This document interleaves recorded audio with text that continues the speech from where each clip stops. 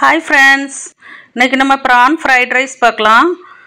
இது அழகாக ஹோட்டலில் செய்கிற மாதிரி நம்ம வீட்டிலேயே செய்யலாம். ஹெல்த்தியாகவும் இருக்கும், சூப்பர் டேஸ்ட்டாகவும் இருக்கும்.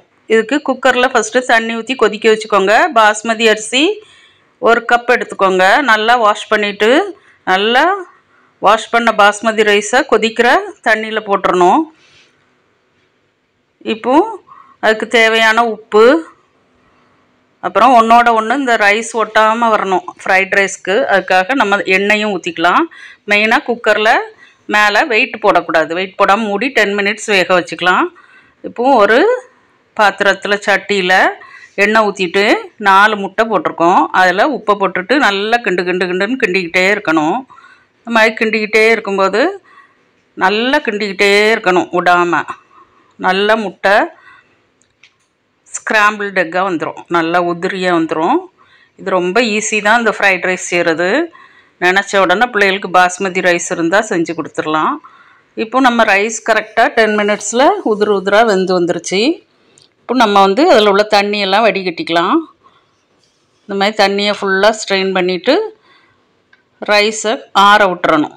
பாஸ்மதி ரைஸை நல்லா ஸ்பூனை வச்சு கிண்டி விட்டுறணும். இப்போ ப்ரான் எடுத்துக்கலாம். நல்லா வாஷ் பண்ணியாச்சு. மேலே உள்ள குடலெல்லாம் எடுத்தாச்சு. சோயா சாஸ் கொஞ்சம், சில்லி சாஸ் கொஞ்சம், உப்பு கொஞ்சம், பெப்பர் பவுடர் கொஞ்சம், இதெல்லாம் போட்டு நல்லா மிக்ஸ் பண்ணிக்கணும். மிக்ஸ் பண்ணிவிட்டு நம்ம கலர் பொடியெலாம் சேர்க்கலை, நேச்சுரல் கலர்லேயே செய்யலாம்.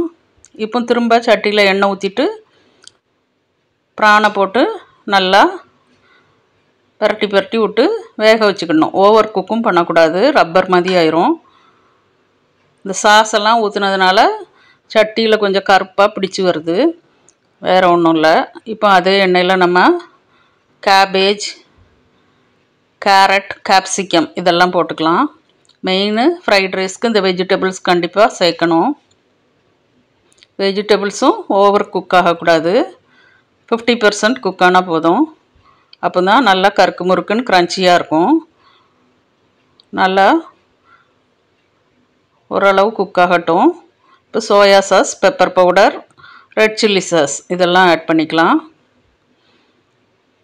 ஆட் பண்ணிவிட்டு நல்லா மிக்ஸ் பண்ணி விட்டுக்கிடணும்.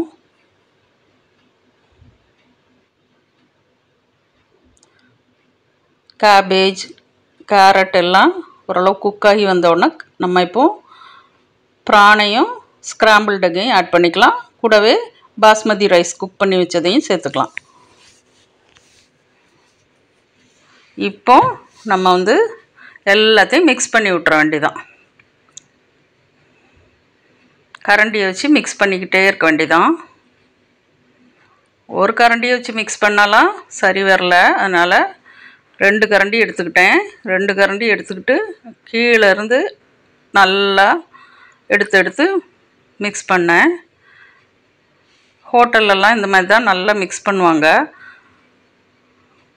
நல்ல egg, prawn, vegetables, capsicum, cabbage, carrot எல்லாம் சேர்ந்து நல்லா ஒன்று போல் மிக்ஸ் ஆகி வந்துடும்.